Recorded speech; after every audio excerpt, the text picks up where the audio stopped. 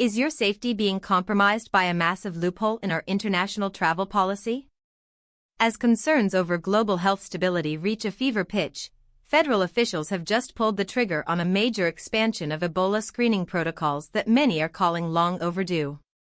Before we continue, if you want to stay on top of everything happening in US politics, hit that subscribe button right now and leave a like. It really helps this channel grow.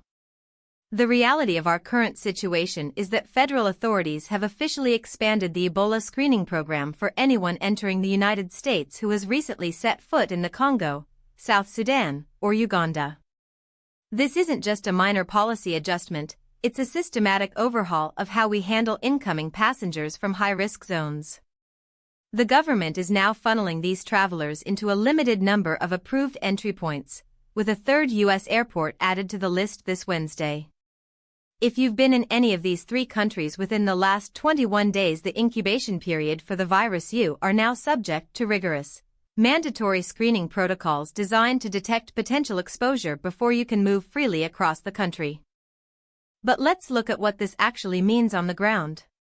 We are talking about federal agencies exerting direct control over international movement to mitigate a biological threat that has historically terrified the public. By narrowing the corridors of entry, the government is attempting to create a choke point where public health officials can better observe and intercept symptomatic individuals. However, the logistical challenge of managing this at high-traffic international hubs is monumental. We are essentially asking screeners to identify a virus that can look like a common cold or a mild fever, and the margin for error is razor-thin. From an analytical perspective, this move signals a pivot in how the federal government views international health security in relation to immigration and travel. For years, critics have argued that our border policies, both at the physical land borders and at our international airports, have been far too porous to handle modern biological threats. By tightening these specific restrictions, the administration is tacitly admitting that the existing screening apparatus wasn't sufficient to keep pace with global risks. This raises an uncomfortable question: if they are tightening up on these specific regions now, what other vulnerabilities are currently being ignored in the name of global travel convenience?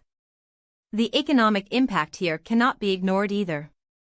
Airlines are already dealing with massive overhead costs and staffing shortages, forcing them to comply with, and in some cases facilitate, these enhanced screening measures creates another layer of bureaucratic friction. This is exactly the type of policy that divides public opinion. One side sees this as a prudent, necessary, and common-sense approach to preventing a domestic health catastrophe. The other side sees it as a slippery slope toward increased surveillance and government interference in our freedom of movement, wondering why it took this long to implement measures that seem basic in the face of an outbreak. Furthermore, we have to consider the potential for leakage. Even with 3 approved airports, the interconnected nature of the global travel network means that a traveler could theoretically land in a neighboring country or take a connecting flight through a non-screened hub before entering the U.S. via a route that isn't under the same level of scrutiny. Are these measures merely performative, or do they represent a genuine, ironclad shield? The government insists they have the situation under control, but their actions often tell a story of reactive measures rather than proactive planning. We are looking at a scenario where the stakes are life and death, and the room for bureaucratic error is zero. As we watch this situation unfold, we have to ask ourselves, is the current administration prioritizing the health of the American public, or are they playing catch-up to a reality they weren't prepared for?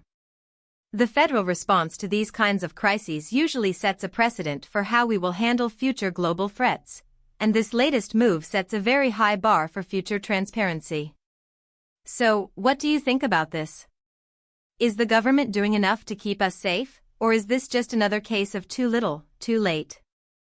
Drop your opinion in the comments below. I read every single one. The security of our nation depends on our ability to distinguish between necessary precaution and administrative theater.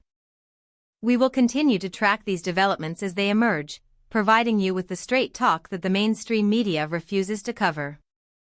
Stay vigilant, stay informed, and keep demanding the truth from those in power. We aren't going anywhere.